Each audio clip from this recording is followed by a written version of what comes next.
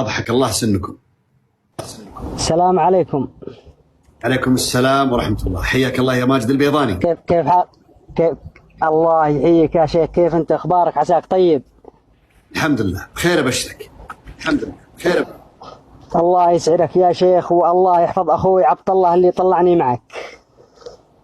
تستاهل. أنا عندي قصة حدثت قبل 3 سنين، ما أطيل فيها، كامل القصة في 5 دقائق إن شاء الله بخلصها.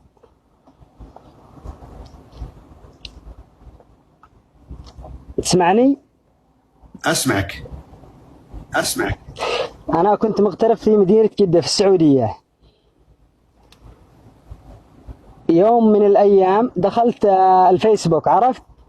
في جروبات. كمل السالفة على طول يا ماجد. أيوة ماجد. بعدين طيب عطني السالفة سريعة كلها بتسلسل ورا بعض. طيب، يعني يوم من الأيام دخلت جروب فيسبوك، راسلتني بنت من عدن. بعد هذا الموضوع بعدين ب3 أيام خذت رقمي، كانت تراسل لي على الواتساب. المهم جلس فترة يعني أحول لهم فلوس، يعني واصل يعني حوالات كثير مرة. المهم يعني أحذف الواتساب أحيانا أقول لهم روحوا مني، ما رضيوا. واحدة اسمها أمها، والبنت بنت وأمها، يعني 2 منها، عرفت؟ واحدة أمها أقول لها أمي، وهذا أقول لها أختي. بعدين يا شيخ جلس ممكن سنة، بعدين قلت لهم فكوني، يعني مرضت، كنت أطارش زيادة، يعني أطرش. بعدين رحت المستشفى، جلست يعني 3 شهور راجع، واحد يقول لي معدة، واحد يقول لي قيلون، واحد سمم، ما عرفت أشفي. بعدين اتصلت عليهم قلت فكوني، كانت البنت تكلمني في الجوال وأنا أطرش، والله أطرش يعني زي الملوخية، يعني أخضر. بعدين اتصلت على الكفيل حقي، قلت له صلح لي خروج عودة، صلح لي خروج عودة يعني 6 أشهر. سافرت اليمن على أساس أبغى أروح عدن، إنهم أهلي، ما أعرف أهلي في البيضاء نهائيا. وصلت هناك في معبر عند شيخ، قرأ علي جزاه الله خير، فتحركت يداتي يعني من الساعة 8 في الليل للساعة 3، كانت يعني تخبط يداتي.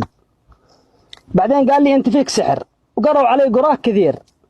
بعدين يا شيخ اتزوجت، قال لي الشيخ ضروري تزوجت. بعد الزواج ب2 مسكتني حرارة في الجهة اليمين مرة، حتى أني كنت أحط الموية يعني دبت ثلج، والله أنها لين تكون حارة. المهم تعبت، أنا متعلق في أصحاب عدن. البنت هذه والله أني أشوفها يعني أحسن من أهلي كلهم، تعلقت يعني. بعدين حب وزواجها، وأصلا ما بيننا حب نهائيا.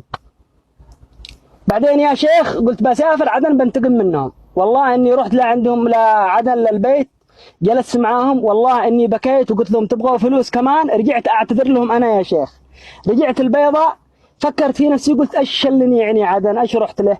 بعدين صابني خوف من السعودية نهائيا، وقت ما يقولوا لي السفر كأني بدخل جهنم، يعني ودي أشرد.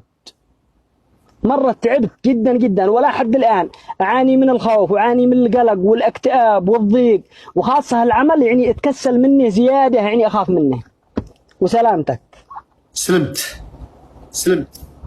وبرضه في حلم حلمت بعد ما تزوجت ودخلت السعودية، دخلت مكة واعتمرت. أنت كنت تراسلهم وأعطيتهم صور لك، أو كان لك صور في العرض في الفيسبوك وفي المواقع اللي أنت كنت تتواصل معهم؟ كان لي صور على الواتساب، وكانوا يشوفوا الحالات حقتي الصور.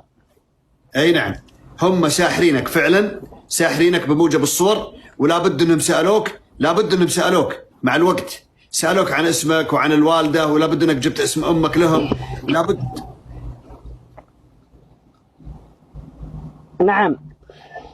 نعم، هم ساحرينك فعلا، سحر عطف استعطاف، حتى تصبح ملك لهم، يتصرفون فيك زي ما يبغون، وكان هدفهم مادي بحت.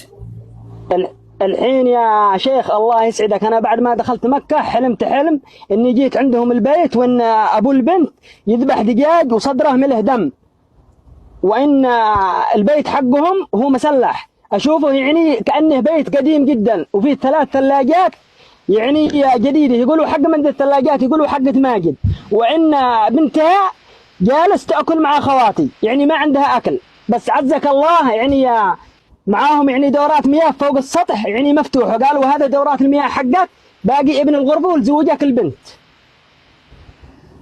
بعدها باسبوع يعني جلس فتره 3 اشهر في السعوديه.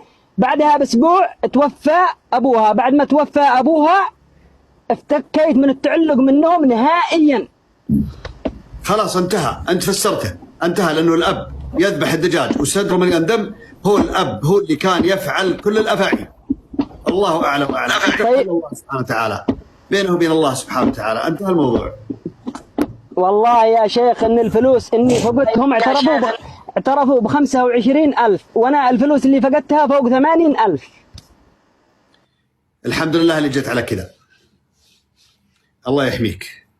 تنبهوا يا اخوان من المراسلات، خصوصا احنا هنا، انتبهوا من الارسال على الناس اللي برا، او اي احد يطلب صور او اسم الام، او تحطون عيالكم صور عرض او ما شابه ذلك.